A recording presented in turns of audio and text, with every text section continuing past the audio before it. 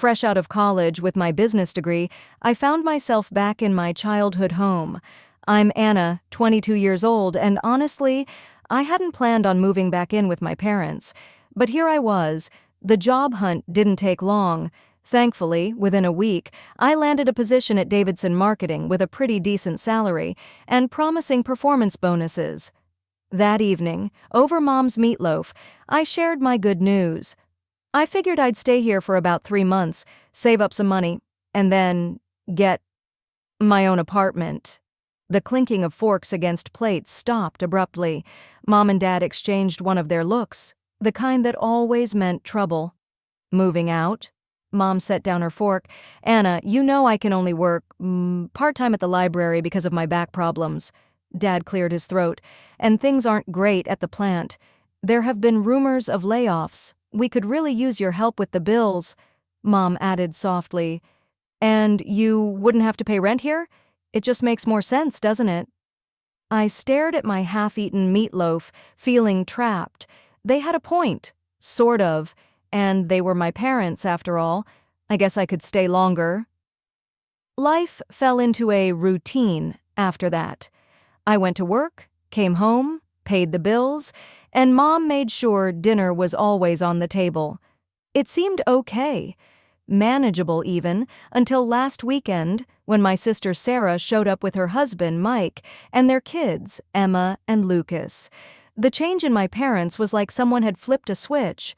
"Oh, my precious angels," Mom cooed, scooping up 4-year-old Emma while Dad swung Lucas onto his shoulders. "Sarah, darling, you look wonderful.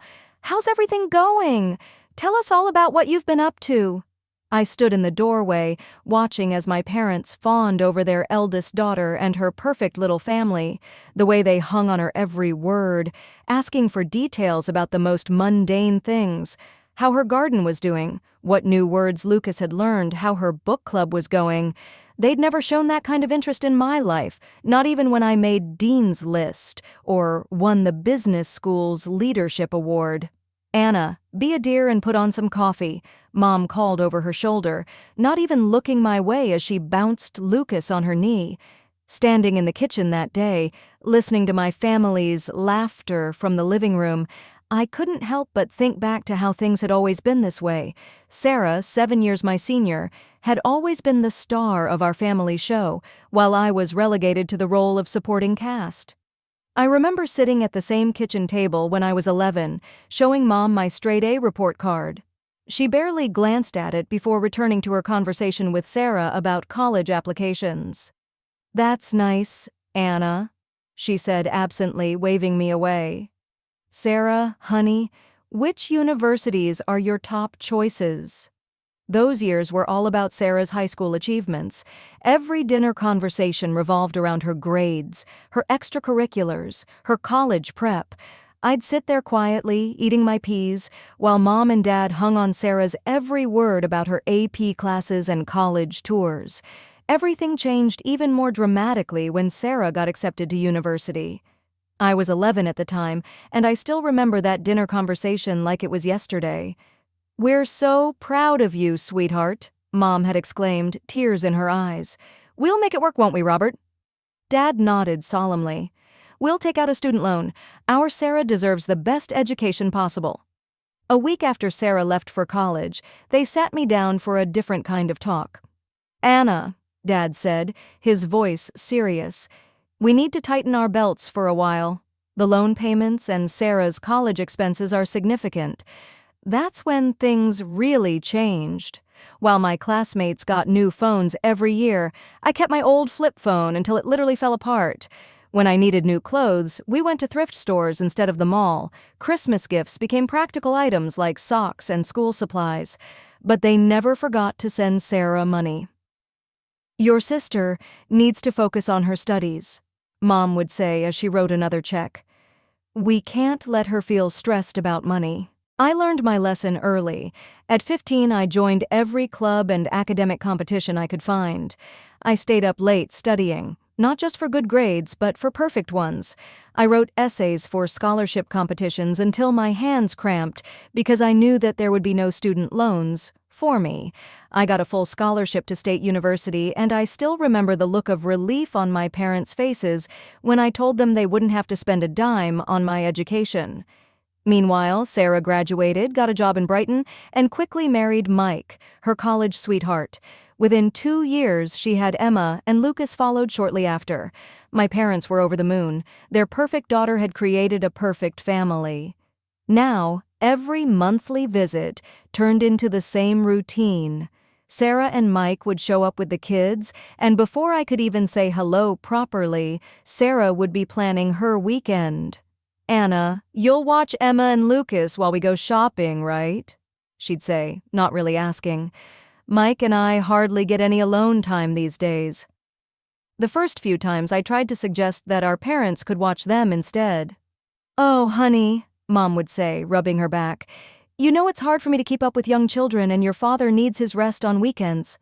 So here I was, spending yet another Saturday watching Frozen for the 100th time with Emma, while Lucas tried to color on my bedroom walls. Sarah and Mike were off having lunch with friends, and our parents were puttering around the garden, occasionally peeking in to ask if I needed anything, as if they were doing me a favor. I tried to console myself with the thought that it was just one weekend a month, just one weekend of being a free, reliable babysitter while everyone else lived their lives. A year passed in this monthly rhythm of babysitting and bills. I'd almost gotten used to it. Almost. Then came the phone call that would turn my already complicated life completely upside down. I was doing dishes after dinner when I heard Mom's phone ring. From the kitchen, I could hear her surprised. "Sarah? Oh, sweetheart, don't cry. Tell me what happened." Through sobs, Sarah explained that Mike's company had gone bankrupt without warning. They couldn't afford their rent anymore and had no savings. Could we maybe stay with you for a while?"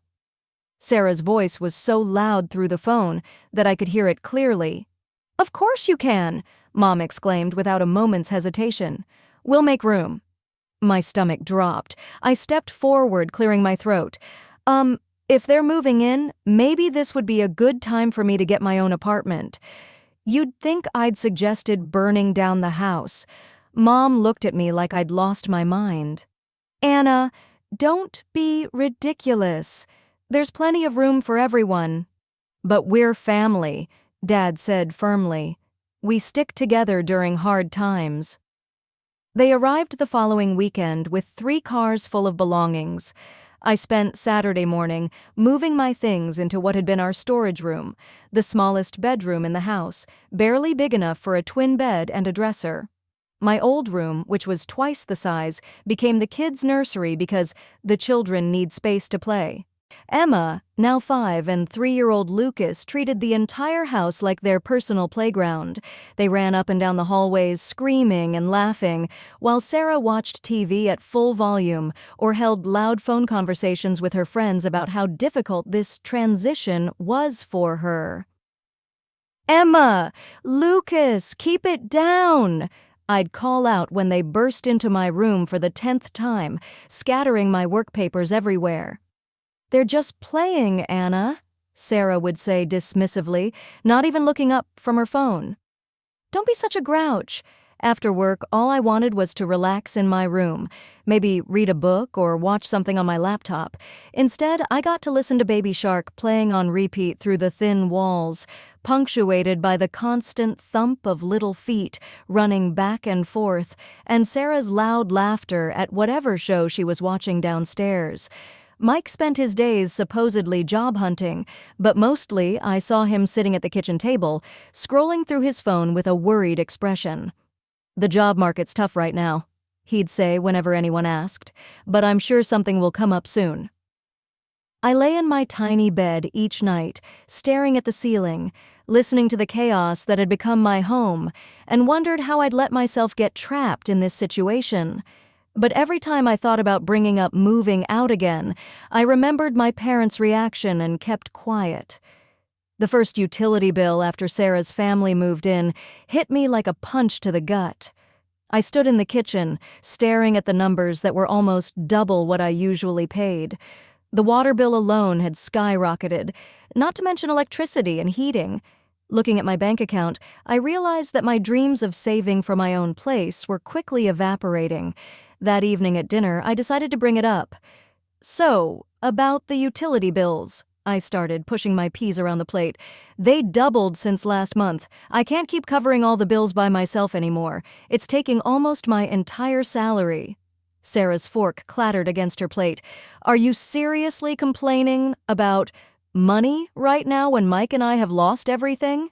"I'm not complaining. I just think we need to figure out a fair way to—" "I can't believe how selfish you're being."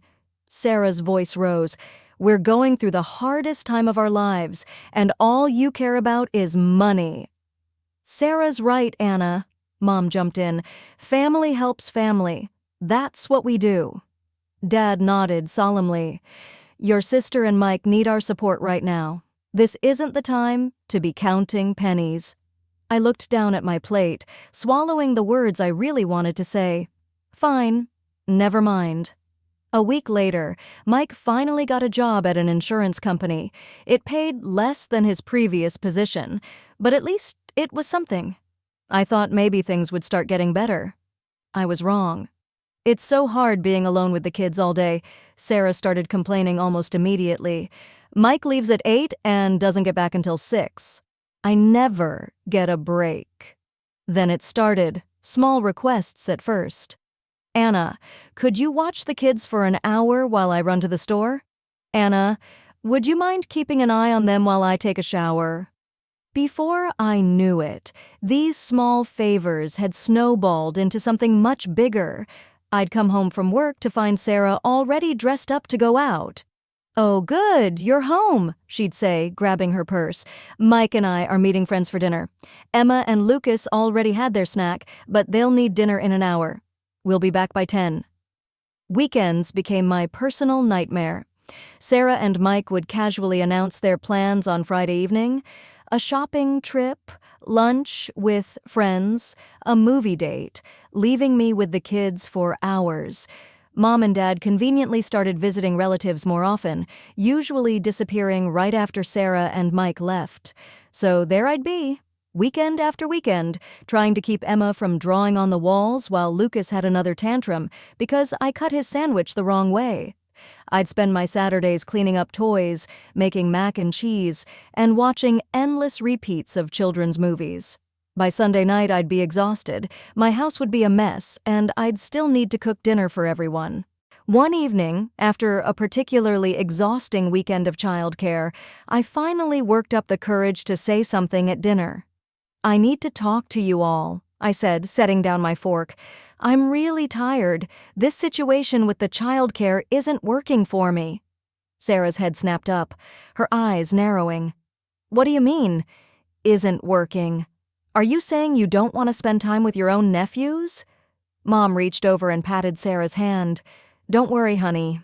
This is actually good practice for Anna. She'll need to know how to handle children when she becomes a mother herself someday. Think of it as training." And just like that, they went back to their usual dinner conversation. Sarah talking about her day, Mom and Dad hanging on her every word, Mike nodding along. I sat there, invisible once again, pushing food around my plate. Nothing changed after that conversation. If anything, it got worse. Sarah and Mike seemed to take my complaint as a challenge, finding even more reasons to go out. They'd be waiting by the door when I got home from work, car keys in hand. "We're meeting friends at that new restaurant downtown," they'd say, already halfway out the door. "Kids have had their snack. Thanks, Anna." Weekends became something I dreaded. I'd wake up on Saturday mornings with a knot in my stomach, knowing I'd spend the next 2 days watching Paw Patrol and mediating sibling fights while Sarah and Mike lived their best lives. Then came a Wednesday that changed everything. I was at my desk at work, trying to focus on a marketing report despite my exhaustion, when my friend Rachel stopped by my cubicle. "Hey, want to do something fun this weekend?" she asked, perching on the edge of my desk. "A bunch of us are going to Pine Ridge Ski Resort. Just a quick weekend getaway. Leave Saturday morning, come back Sunday night. The slopes are supposed to be perfect right now. For the first time in months, I felt a spark of excitement. Friday evening, I was in my tiny bedroom packing my duffel bag, actually feeling happy about an upcoming weekend for once. I had just folded my warmest sweater when Sarah appeared in my doorway. "What are you doing?" she asked, eyeing my half-packed bag. "Packing for a ski trip," I replied, rolling up my thermal socks. "Going to Pine Ridge? With some friends? From work?" Sarah's face darkened. "You need to cancel." I looked up, startled by her tone. "What? Why would I do that?"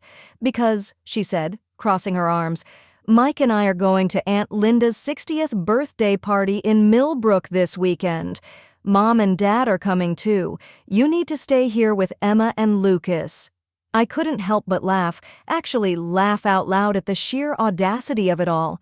"You're joking, right?" I said, continuing to fold my ski pants. "You can't seriously expect me to cancel my plans because you didn't bother to tell me about yours." Sarah's face turned red. "This isn't funny, Anna. You're being completely unreasonable." "No. What's unreasonable is assuming I'll drop everything at a moment's notice to be your personal babysitter again." Sarah's mouth fell open.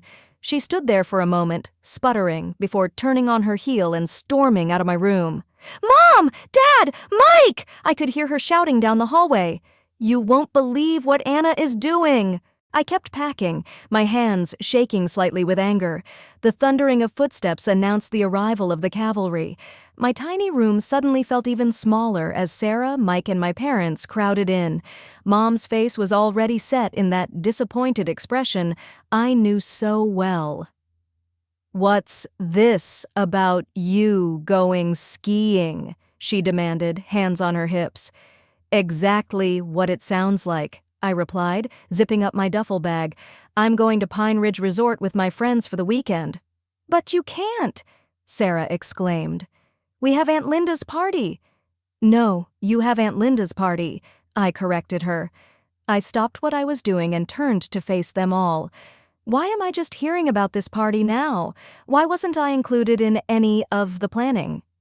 Mom hesitated, looking uncomfortable for the first time. Sarah jumped in, her voice dripping with condescension. "We all discussed it and decided this would work best for everyone. We go to the party, you watch the kids. It's the most logical arrangement." "You all discussed it," I repeated slowly, "without me, and decided what I would be doing with my weekend. How convenient." "Well, you can't exactly bring small children to a sophisticated party," Sarah sniffed. "Aunt Linda specifically said no kids." I shouldered my duffel bag. "Sounds like a you problem. They're your kids, Sarah. Figure it out." "What's that supposed to mean?" Mike finally spoke up, frowning. "It means exactly what it sounds like," I said. "I have plans. I'm going skiing. Your children are your responsibility, not mine. If you can't bring them to the party, either don't go or hire a babysitter." "A babysitter?" Sarah screeched. "With what money?" Again, not my problem. I turned to face them all, suddenly feeling stronger than I had in months, maybe years. "Let me make this perfectly clear. I am going skiing tomorrow. I am done being your free, convenient babysitter. I'm done having my weekends hijacked, my plans ignored, and my life treated like it doesn't matter. If you need childcare, Sarah, that's your responsibility as a parent. Stop assuming I'll always be there to pick up your slack." The silence that followed was deafening. They all stared at me as if I'd suddenly started speaking in tongues. Sarah's mouth opened and closed like a fish out of water. Mom looked like she'd been slapped. Dad seemed to be trying to disappear into the doorframe. And Mike? Well, Mike just stood there with that same confused expression he'd been wearing since his company went bankrupt. The moment of shocked silence didn't last long. Sarah's face crumpled, and she burst into theatrical sobs, covering her face with her hands. Mike muttered something that sounded distinctly like ungrateful under his breath. "How dare you?" Mom's voice rose. "After everything we've done for you, you're being completely irresponsible." "Selfish," Dad chimed in, shaking his head. "Absolutely selfish." I stood there, my duffel bag still over my shoulder, watching my family turn into a Greek chorus of accusations. The words washed over me: selfish, ungrateful, inconsiderate, immature, each one meant to cut deep, to put me back in my place. Then Mom delivered what she clearly thought would be the knockout blow. "If you walk out that door tomorrow, don't bother coming back to this house." To everyone's surprise, I burst out laughing. Not a nervous giggle, but a full, genuine laugh. They all stared at me as if I'd lost my mind. "You know what's funny?" I said, wiping tears from my eyes. "I've been dreaming about moving out of this house for months. I just didn't have the courage to do it. But here you are, giving me the perfect excuse." "So, thank you, Mom." "Get out!" Sarah shrieked, her fake sobs forgotten in her rage. "Just get out!" "Gladly." I pulled out my phone and dialed Rachel's number, putting it on speaker just to make a point. "Hey, Rach. Sorry to call so late. But is that offer to crash at your place still good? Not just for after skiing, but maybe for a few days?" "Of course." Rachel's cheerful voice filled the room. "I have a spare room. Want to come over now?" "That would be perfect. I'll be there in 20 minutes.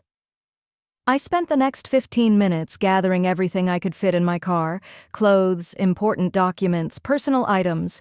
They watched from various doorways as I made trips up and down the stairs, as if they couldn't quite believe I was really doing it. When I had loaded the last box, I walked into the living room where they had all gathered. "Oh, one more thing," I said, my voice steady.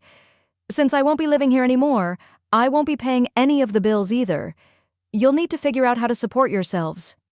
Mom's face went pale. But the utilities, the groceries."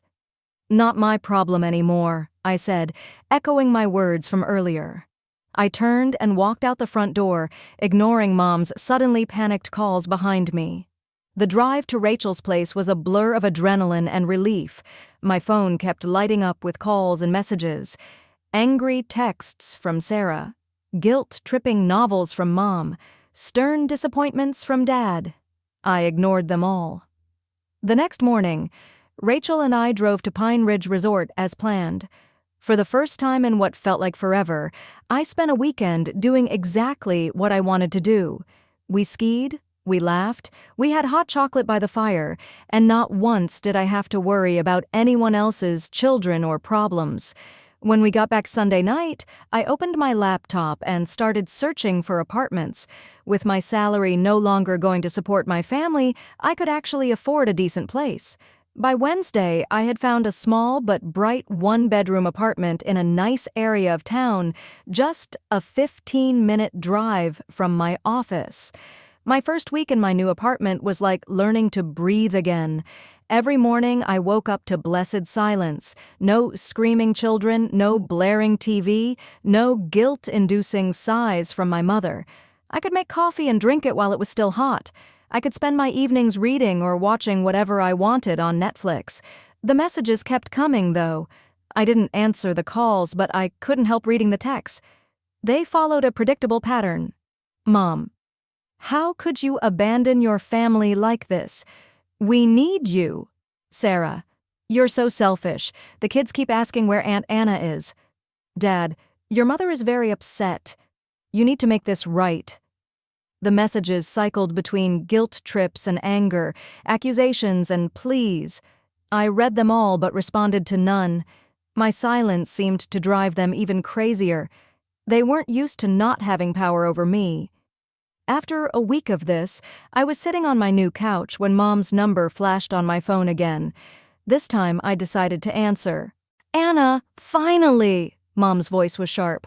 "I can't believe you ruined our entire weekend. Aunt Linda's party was completely disrupted because of your selfish behavior. Sarah and Mike couldn't come because you refused to watch the children." "Stop," I said, my voice quiet but firm. "Just stop. I'm done with this, Mom. I'm done being treated like a servant in my own home. I'm done being expected to sacrifice everything. My time, my money, my life, for everyone else's convenience. I'm done being the family ATM and free babysitter while being treated like I don't matter. There was a long pause on the other end. When Mom spoke again, her voice had changed to that wheedling tone I knew so well. "Honey, I know things haven't been perfect, but we're family. We need you. The bills this month, we're struggling without your help." "No, Mom, I'm done. Maybe someday we can have a relationship again, but it will be on equal terms. No more manipulation, no more guilt trips, no more treating me like a walking wallet or free childcare service. Until then, I need space to live my own life." I hung up and immediately blocked her number. Then I went through my phone and blocked them all. Mom, Dad, Sarah, even Mike. I blocked them on social media too. It felt both terrifying and liberating, like cutting anchor lines I hadn't even realized were holding me down. Maybe someday I'll be ready to have my family back in my life. Maybe, with enough time and distance, we can build something new, something healthier, with boundaries and respect. Or maybe we won't. Either way, I'm done sacrificing my own happiness and well-being to meet their endless demands.